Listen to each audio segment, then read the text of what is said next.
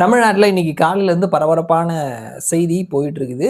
எதிர்க்கட்சி தலைவரா இருக்கக்கூடிய உதயநிதி ஸ்டாலின் கைது செய்யப்பட்டிருக்கிறாரு. நேத்தைக்கு காவிரி நதி நீர் விவகாரம் இது சம்பந்தமான ஒரு ஆர்ப்பாட்டம் தஞ்சாவூர்ல நடந்திருந்தது. ஸோ அதுல பேசின எதிர்க்கட்சி தலைவர் உதயநிதி ஸ்டாலின், அவர் டபுள் மீனிங்ல முதல்வர் விஜயை குறிப்பிட்டு ஒரு சில விஷயங்கள் பேசியிருக்கிறாரு. ஸோ அது நேற்றைக்கே வந்துட்டு விவாதமா இருந்தது. தேசிய ஊடகங்கள் கூட இதை வந்து விவாதமா எடுத்து பேசியிருந்தாங்க. என்னங்க இவரு எதிர்க்கட்சி தலைவரா இருக்கிறாரு, டபுள் மீனிங்ல பேசுறாரு அப்படின்னு சொல்லிட்டு. ஸோ அது சம்பந்தமான ஒரு ஆக்ஷன்ஸ் எடுக்கப்பட்டிருக்குது. ஸோ அவர் கைது செய்யப்பட்டிருக்கிறாரு. விசாரணைக்காக தஞ்சாவூருக்கு கூட்டிட்டு போகப்பட்டிருக்கிறாரு. தற்பொழுது நம்ம பேசிட்டு இருக்கக்கூடிய நேரத்துல விசாரணை அப்படின்றது நடந்துட்டு இருக்குது. ஸோ அவருக்கு வந்துட்டு நாளைக்கு பட்ஜெட் கூட்டம் நடைபெறவிருக்கிறது சட்டமன்றம் அப்படின்றதுனால, இன்னைக்கே விசாரணையை முடிச்சுட்டு அவர ரிலீஸ் பண்ணிருங்க. நாளைக்கு அவர் வந்து சட்டமன்றத்துக்கு போகணும் அப்படின்ற மாதிரி நீதிமன்றம் தீர்ப்பு குடுத்திருக்கிறாங்க. ஸோ அவர் வந்துட்டு இன்னைக்கே விசாரணை முடிச்சுட்டு ரிலீஸ் ஆவாரு. நாளைக்கு சட்டமன்றத்துக்கு வருவார் அப்படின்னு சொல்லி எதிர்பார்க்கப்படுது. ஸோ இதுதான் நடக்கக்கூடிய விஷயங்களா இருக்குது. ஆனா இன்னைக்கு காலையில இருந்து நடந்த டிராமாஸ் அப்படின்றது எதை காட்டுது? ஸோ இது நல்லதா? கெட்டதா? இந்த கவர்மெண்ட்டுக்கு நல்லதா? கெட்டதா? இந்த கவர்மெண்ட் செய்த விஷயம் சரியா? தவறா? பப்ளிக்குடைய வியூ இது என்ன மாதிரி இருக்குது அப்படின்றத பத்தி நம்ம பேச போறோம். ஸோ முதல்ல வந்துட்டு நெறைய பேர் திமுக காரங்க சொல்லக்கூடிய விஷயம் அப்படின்றது, இது வந்து பழி வாங்கக்கூடிய நடவடிக்கை அப்படின்றது. ஸோ நான் இத வந்து பழி வாங்கக்கூடிய நடவடிக்கை அப்படின்ற மாதிரி பார்க்கல. விஜய் டிவிகே கவர்மெண்ட் அவர்களினுடைய ஸ்டைல் ஆஃப் கவர்மெண்ட் அப்படின்ற மாதிரி தான் நான் பார்க்கிறேன். ஸோ இதற்கு முன்னாடி முன்னாள் முதல்வர் ஜெயலலிதா, ஸோ அவர் இந்த மாதிரியான ஒரு கவர்மெண்ட் இந்த மாதிரியான ஒரு ஸ்டைல் ஆஃப் கவர்மெண்ட்ட தான் வந்துட்டு அவரு எடுத்திருந்தாரு. ஸோ அதே மாதிரி தான் வந்துட்டு தன்னை நோக்கி வைக்கக்கூடிய விமர்சனங்கள் அப்படின்றத தாண்டி அநாகரிகமான விஷயங்களை இப்படித்தான் அடக்கணும், ஒடுக்கணும் அப்படின்ற மாதிரி விஜய் நினைக்கிறாரு. ஸோ இதற்கு முன்னாடி ஆண்ட திமுக. ஸோ அவர்கள் இதே மாதிரியான ஒரு விஷயத்தை தான் கையாண்டார்கள். அவர்களோட அரசியல் பண்ண எடப்பாடி பழனிசாமி ரசக்குறைவான விஷயங்களை பெரிய அளவுல வந்துட்டு அவர் பேச மாட்டாரு. ஸோ என்னதான் வந்துட்டு அவரு பேசினாலுமே வந்துட்டு ஒரு நிதானத்தோட என்ன பேசணுமோ அதை தான் பேசுவார். கடைசியில 2026 சட்டமன்ற தேர்தல் அந்த பிரச்சாரத்துல உதயநிதி ஸ்டாலின் பத்தி சில விஷயங்களை வந்துட்டு விமர்சனம் பண்ணியிருந்தாரு. அதுவுமே அது ஒரு ரியாக்ஷனா தான் பார்க்கப்பட்டது. ஏன்னா உதயநிதி ஸ்டாலின் தரப்புல இருந்து முதல்ல ஒரு விமர்சனம் வைக்கப்பட்டது. அதற்கு பதில் கொடுக்கக்கூடிய விதமா தான் வந்துட்டு எடப்பாடி பழனிசாமி வந்துட்டு விமர்சனம் வைத்தாரு.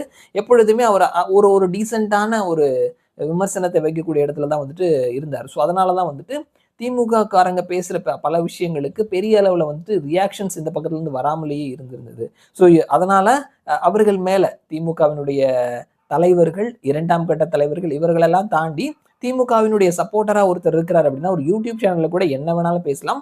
அவருக்கு எதிரா பெரிய அளவுல ஆக்ஷன்ஸ் எடுக்கப்படாது. ஸோ அந்த ஒரு தைரியம் அப்படின்றது நம்ம என்ன வேணாலும் பேசலாம். யார் மேல வேணாலும் அவதூற வந்துட்டு அள்ளி வீசலாம் அப்படின்ற ஒரு எண்ணம், ஒரு தைரியம், ஒரு நம்பிக்கை திமுக காரர்களுக்கு இருந்தது. ஸோ அந்த ஒரு விஷயத்துல இந்த கவர்மெண்ட் வந்ததுக்கு அப்புறமா அவதூறாவோ, எதிர்த்தோ பேசக்கூடியவர்கள் மேல ஆக்ஷன்ஸ் எடுக்கிறது அப்படின்றது ஒரு கடிவாளம் போடுற மாதிரி. ஏன்னா, அது எந்த பார்ட்டியினுடைய சப்போர்ட்டரா வேணா இருக்கலாம். ஒரு அளவுக்கு தான். நாம எல்லை மீறி அடுத்தவங்கள பெர்சனலா விமர்சிக்கிறதுக்கு, அவதூற பரப்புறதுக்குலாம் வந்துட்டு இங்க யாருக்குமே வந்து பெரிய ரைட்ஸ் குடுக்கல அப்படின்றதா வந்துட்டு சொல்லக்கூடிய விஷயங்கள். ஸோ அதனால வந்துட்டு இந்த மாதிரியான ஒரு ஆக்ஷன்ஸ் அப்படின்றது சில இடங்கள்ல வந்துட்டு இந்த மாதிரி ஆக்ஷன்ஸ் எடுக்கிறதுனால அவதூறு பேசக்கூடாது அப்படின்ற ஒரு எண்ணம் அவர்களுக்குள்ள வரும். அண்ட் அடுத்தது இந்த மாதிரியான நடவடிக்கைகள் சரியா தவறா அப்படின்னு சொல்லி நம்ம பார்த்தோம்னா, கைது அப்படின்றது தேவையில்லையோ அப்படின்ற மாதிரி தான் நமக்கு தோணுது. ஏன்னா வந்துட்டு இன்னைக்கு ஒரு பெரிய டிராமா நடந்திருந்தது. அவர் இன்னைக்கு ரிலீஸ் பண்ணிடுவாங்க அப்படின்ற மாதிரி தான் வந்துட்டு நீதிமன்றம் சொல்லியிருக்கக்கூடிய விஷயமா இருக்குது. ஸோ அதனால வந்துட்டு கைதுனால வந்துட்டு கைது பண்ற அளவுக்கு தேவையா அப்படின்ற மாதிரியான ஒரு கொஸ்டின் மார்க் இருக்குது. அப்புறம் மத்த எந்த மாதிரி தான் ஆக்ஷன்ஸ் எடுக்கிறது அப்படின்ற ஒரு கேள்வியும் இருக்குது. ஸோ இதற்கு முன்னாடி கைது செய்யப்பட்டிருந்த விளாத்திக்குளம் எம்எல்ஏ நேத்திக்கு அவர் வந்து ஜாமீன் கிடைச்சு வெளில வந்திருக்கிறாரு. மார்க்கண்டேயன். ஸோ இந்த மாதிரி அவதூறு பரப்புறவங்களுக்கு அவங்க மேல ஆக்ஷன்ஸ் எடுக்கப்படும் அப்படின்றதா வந்துட்டு டிவிகே கவர்மெண்ட் கொடுக்கக்கூடிய ஒரு மெசேஜை நம்ம பார்க்கிறோம்.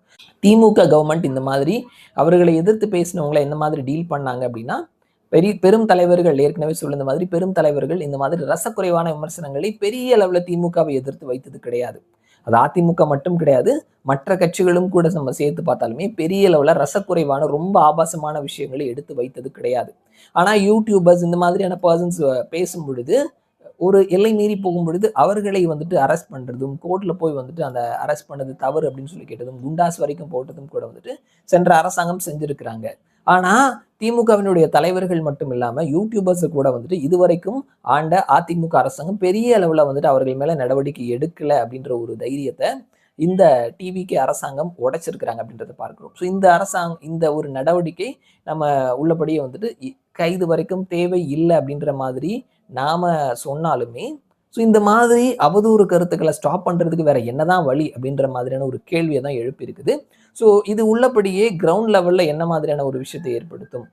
உதயநிதியை வந்து அரெஸ்ட் பண்ணிட்டாங்க அப்படின்ற மாதிரி டிவிகேவுக்கு எதிராக ஒரு நெகட்டிவான ஒரு இம்பாக்ட் கிரியேட் பண்ணுமா அப்படின்னு கேட்டோம்னா அதற்கான வாய்ப்பு குறைவாக தான் இருக்குது.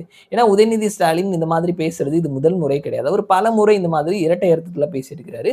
இதற்கு முன்னாடி கூட வந்துட்டு முன்னாள் முதல்வர் எடப்பாடி பழனிசாமி அவர் சசிகலாவினுடைய காலில் விழுந்ததை இரட்டை அர்த்தத்துல ஒரு பொது மேடையில பேசிட்டு அதை வந்து சிரிச்சிட்டு இருந்தவர் தான். ஸோ இது அவருடைய ஹேபிட்டாவே இருக்குது.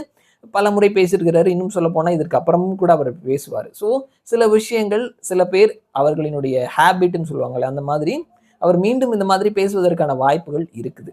ஸோ இந்த மாதிரியான பேசுறது இந்த மாதிரி இரட்டை அர்த்தத்துல ரசக்குறைவான விமர்சனங்களை இருக்கக்கூடிய தொண்டர்கள் ரசிக்கிறாங்களா அப்படின்னு கேட்டோம்னா என்னுடைய பார்வையில ஒரு 45 வயசுக்கு மேல இருக்கிறவங்க வேணா இந்த மாதிரி டபுள் மீனிங்ல பேசுறது, அடுத்தவங்களுடைய பர்சனலை வந்துட்டு பொது வெளியில இல்லாததை இட்டுக்கட்டி பேசுற மாதிரியான விஷயங்களை சொல்றாங்களா வைக்கிறாங்களா அப்படின்ற மாதிரி சொல்றாங்களே ஒரு 45-50 வயசுக்கு மேல இருக்கிறவங்க ரசிக்கிறாங்க. இப்ப இருக்கக்கூடிய ஜென்சி தலைமுறைகள் இந்த மாதிரியான காசிப்ஸ் எல்லாம் வந்துட்டு விரும்புறது கிடையாது. டபுள் மீனிங்ல பர்சனலா அட்டாக் பண்றதை ரசிக்கிறது இல்லை அப்படின்ற மாதிரி தான் என்னுடைய பார்வையா இருக்குது. ஸோ இதெல்லாம் வந்துட்டு ஒரு 4 ஓட்டை வாங்கி கொடுக்காது. இது நம்முடைய தரம் இவ்வளவுதான் அப்படின்ற மாதிரி காட்டுற மாதிரி தான் இருக்கும். அந்த மாதிரியான ரசக்குறைவான விமர்சனங்களை வைக்கிறவங்க யாரா இருந்தாலும் அவர்களினுடைய தகுதி இவ்வளவுதான் அப்படின்ற மாதிரி பொதுவெளியில எக்ஸ்போஸ் ஆகிற மாதிரி தான் இருக்குமே தவிர இது பெரிய அளவுல வாக்கையெல்லாம் வாங்கி கொடுக்காது. இது தொண்டர்கள் பெரிய அளவுல ரசிக்கவும் மாட்டாங்க. அந்த கட்சிக்காரங்க வேணா ரசிக்கலாமே தவிர மற்றவர்கள் ஒரு ஜென்சி பர்சன்ஸ் அவர்கள்லாம் வந்துட்டு இதை ரசிக்க மாட்டாங்க அப்படின்ற மாதிரி தான் என்னுடைய பர்சனலான பார்வையா இருக்குது. ஸோ அவர்கள் அப்படிதான் இருக்கிறாங்க அப்படின்னு சொல்லிட்டு அண்ட் அதே நேரத்துல இன்னைக்கு திமுக காரங்க எல்லாருமே வந்துட்டு போராட்டம் அப்படின்ற பெயர்ல பப்ளிக்கா அடிச்சிருக்கிறாங்க. இந்த மாதிரியான வீடியோஸ்லாம் வந்துட்டு சமூக வலைதளங்கள்ல பரவிட்டு இருக்குது. அமைச்சர் ராஜ்மோகன் கூட வந்து அதை ஷேர் பண்ணியிருக்கிறாரு. ஸோ இந்த மாதிரி அவர்கள் தலைவரை அரெஸ்ட் பண்ணது அப்படின்றது அவர்களுக்கு ஒரு ஒரு வருத்தத்தை ஏற்படுத்தும், தன்னுடைய எதிர்ப்பை காட்டக்கூடிய ஒரு சுச்சுவேஷன் இருக்குது. அதற்காக பொதுமக்கள் கிட்ட நீங்க அடிக்கிறீங்க வைக்கிறீங்க அப்படின்றது இதற்கு முன்னாடி உங்களுடைய அரசாங்கம் நீங்க நினைச்ச என்ன வேணாலும் பண்ணலாம். தெருவில் இருக்கக்கூடிய கவுன்சிலர் கூட வந்துட்டு தான் நினைத்ததை பேசுவார், போலீஸ் ஆஃபீஸர் கிட்ட மரியாதை இல்லாம பேசுவார். இந்த மாதிரியான ஒரு ஒரு ஒரு பிம்பம் திமுக மேல இருக்குது. ஸோ அதுதான் வந்துட்டு போன கவர்மெண்ட் போனதுக்கு முக்கியமான காரணமும் அவர்களினுடைய அதிகாரம் அப்படின்றது ஓரளவுக்கு மேல எல்லை மீறி போகுது. அவங்க வச்சதுதான் சட்டம் அப்படின்ற மாதிரி அரசாங்கம் வைக்கிற சட்டம் வேற, கட்சிக்காரங்க வைக்கிற சட்டம் வேற அப்படின்ற மாதிரி இருந்ததுனாலதான் அவர்களுடைய அரசாங்கம் தூக்கி எறியப்பட்டது. ஸோ அந்த மாதிரியான விஷயங்களை மீண்டும் களத்தில் அவர்கள் செய்து காட்டுறாங்களோ அப்படின்ற மாதிரி இருக்குது. இதையும் மக்கள் ரசிக்க மாட்டாங்க.